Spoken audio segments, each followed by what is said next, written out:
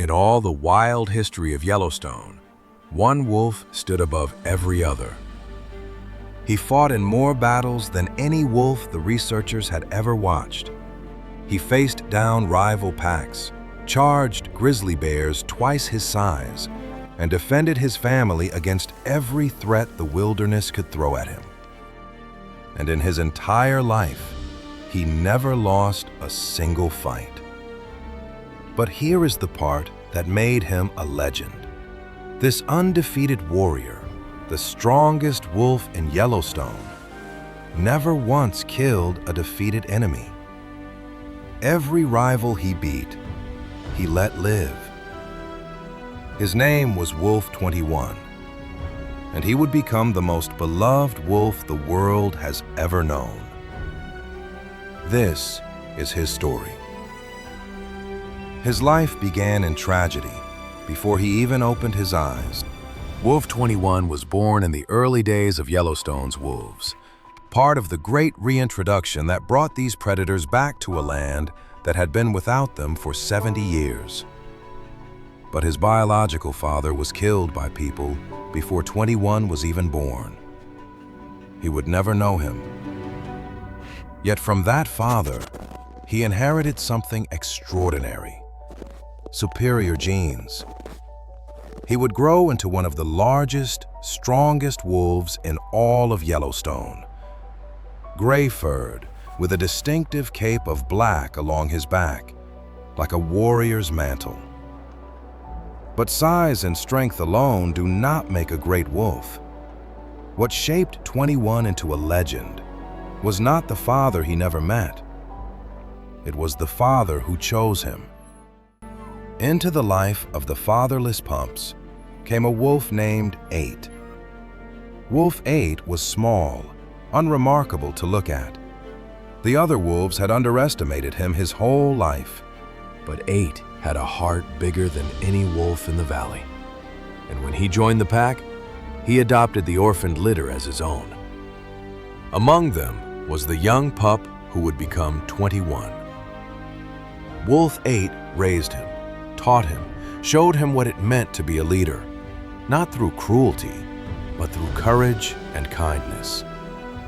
And then, one day, the young 21 witnessed something he would never forget, a moment that would define the rest of his life. He watched his adoptive father, the smaller Wolf 8, fight a larger rival male. He watched 8 win. And then, instead of killing his defeated enemy, as almost every alpha wolf would, he watched 8 let the rival live. Spare him.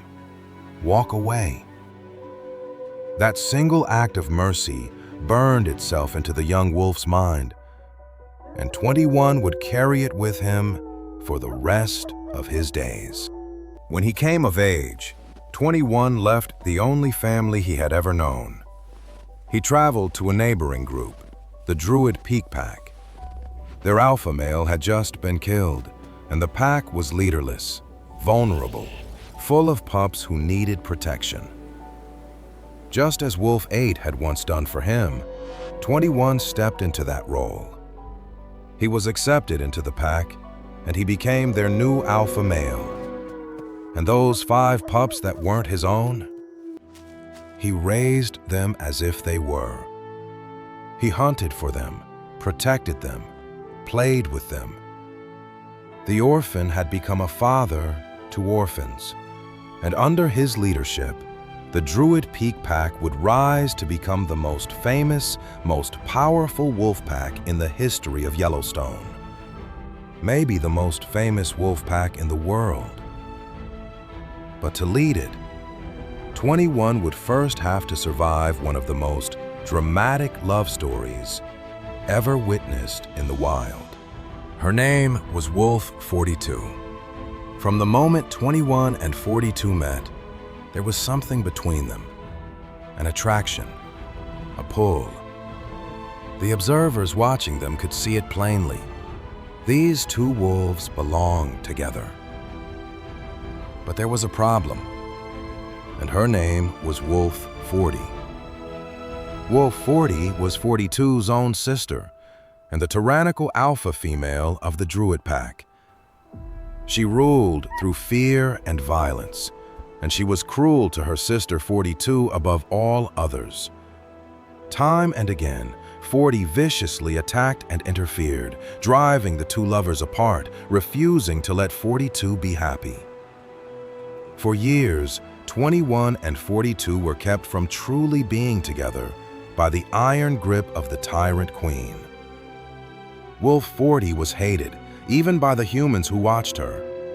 She was everything 21 was not, cruel where he was kind, a bully where he was benevolent. And then, one night, it all came crashing down. It was an insurrection, a rebellion within the pack. One night, Wolf 40 attacked her sister 42 yet again, as she had done so many times before. But this time was different. This time, the other females of the pack had had enough. They turned on her. In a stunning reversal, the wolves that 40 had ruled through terror rose up against their tyrant.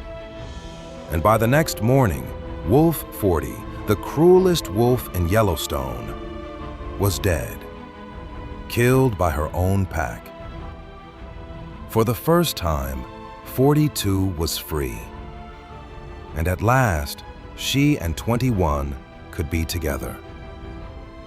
What followed was, in the words of those who witnessed it, a love story for the ages.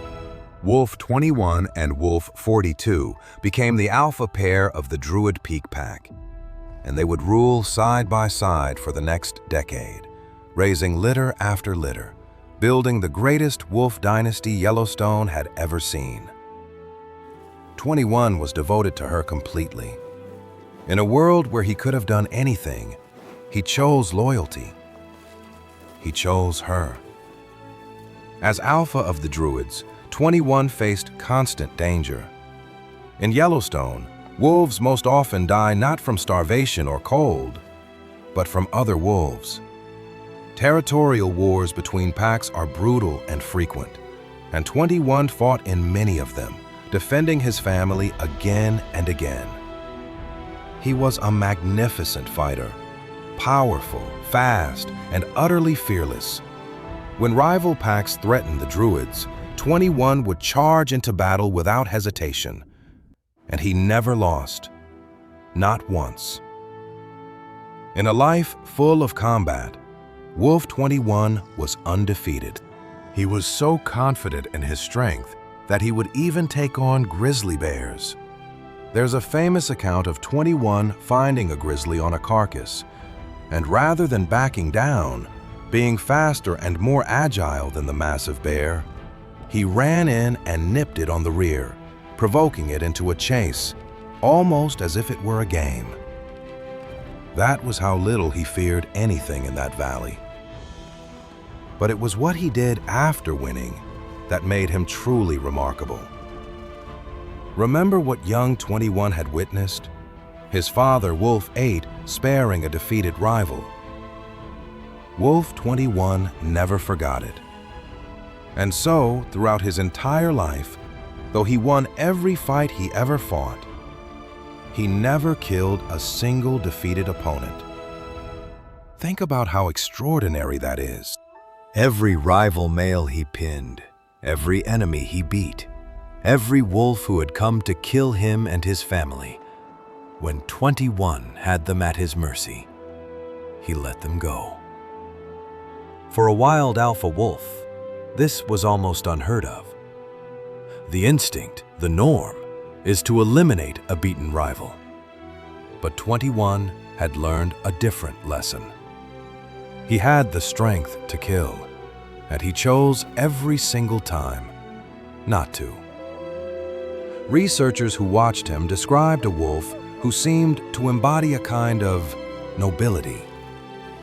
He was the strongest and the gentlest, the most dangerous warrior in Yellowstone, and the most merciful. He proved that true strength was not about how much you could destroy, but about what you chose to spare. He challenged everything people thought they knew about alpha males. Being alpha, 21 showed, was never about being the most violent. It was about being the best protector, the best partner, the best father. For more than 10 years, Wolf 21 reigned. He raised generations of pups. He led the Druids through countless seasons. He watched his descendants scatter across Yellowstone to found packs of their own. His bloodline, his genes, and his example spread throughout the entire ecosystem. And through it all, his bond with 42 never broke. They remained together, devoted, until she died of age. After losing his lifelong mate, the great wolf grew old himself. And here, at the end, the wild gave Wolf 21 a gift it gives to almost no wolf: a peaceful death. Most wild wolves die violently, in battle, from injury, from the harshness of their world. But not 21. Having survived every fight, protected his family through every danger, and lived a long, full life, Wolf 21 went off by himself one final time, to a quiet spot in the mountains he had ruled. He lay down beneath a tree, and he died peacefully of old age in the heart of his own territory. The greatest warrior Yellowstone had ever known was never defeated, not by rival wolves, not by bears, not even fully by time.